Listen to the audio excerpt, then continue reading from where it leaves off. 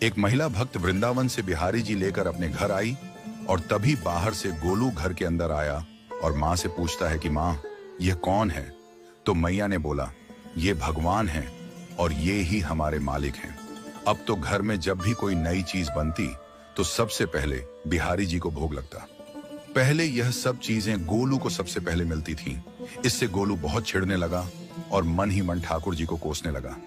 एक दिन गोलू की माँ काम पर जाते समय बोली, गोलू, यमुना जी से मटके में जल भर कर लाना। जब गोलू पानी भरने के लिए जाने लगा तो जाते जाते बिहारी जी को कहने लगा, खाने के लिए तो सबसे पहले तैयार रहते हो, लेकिन काम तो मुझे ही करना पड़ता है। अगर यहाँ रहना है तो काम करो। कहकर गोलू यमुना जी से जल भरने के लिए चल पड़ा। गोलू जब यमुना जी में जल भरने लगा तो उसने देखा कि यमुना जी के अंदर बिहारी जी विराजमान हैं और कह रहे हैं, ला गोलू, घड़ा हम भर देते हैं। गोलू उनको देखकर हैरान हो गया और बोला, नहीं नहीं, मैं अपने आप भर लूंगा।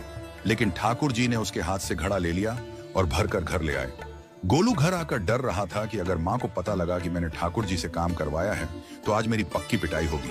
माँ ने घर आकर बिहारी जी को गीले कपड़ों में देखा तो एकदम से हैरान हो गई और कहने लगी कि गोलू, ये जरूर तेरी शरारत है, जरूर तूने ही इन पर जल डाला है। गोलू ने अपनी माँ को समझाने का बहुत प्रयास किया, लेकिन माँ ने उसको डांट कर चुप करा दिया और ठाकुर जी के भीगे हुए वस्त्रों को बदलने लगी। अगले दिन जब माँ ने गोलू को अनाज पिसवाने का काम दिया तो बिहारी जी फिर अनाज का कनस्तर ले आए और माँ को ठाकुर जी के वस्त्रों के ऊपर सूखा आटा पड़ा मिला। तो माँ ने फिर गोलू को डांटा कि तुझे पता नहीं कि ये हमारे भगवान हैं और तू भगवान के साथ शरारत करता है।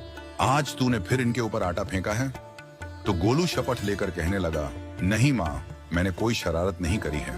ये तो मेरे हाथ से गेहूं का कनस्तर लेकर खुद पिसवा कर आए हैं। गोलू की माँ आज बहुत गुस्सा हुई। अगले दिन फिर माँ बोली, बेटा गोलू, आज तुम्हारे बाबा बाहर गांव से वापस लौट आएंगे। बस आज का ही काम है, तुम जंगल से थोड़ी लकड़ियां ले आना। गोलू फिर डर गया, कहीं ठाकुर जी फिर मेरे पीछे ना आ जाएं। गोलू ने माँ को बोला कि मैं चला तो जाऊंगा, लेकिन बिहारी जी को समझा लो, वो मेरे पीछे ना आई। उसकी माँ हंसकर बोली, हाँ हाँ समझा दूंगी, तुम जाओ तो सही।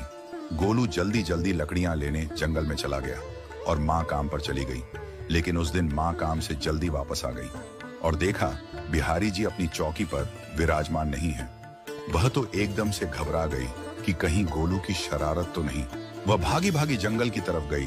तभी उसने देखा कि गोलू के साथ एक इंसान लकड़ियों को लेकर घर आ रहा है। गोलू की माँ यह देखकर हैरान हो गई कि यह तो बिहारी जी हैं। ये क्या हमारे भगवान हमारा काम कर रहे हैं? इसका अर्थ गोलू ठीक कह रहा था। वह जल्दी जल्दी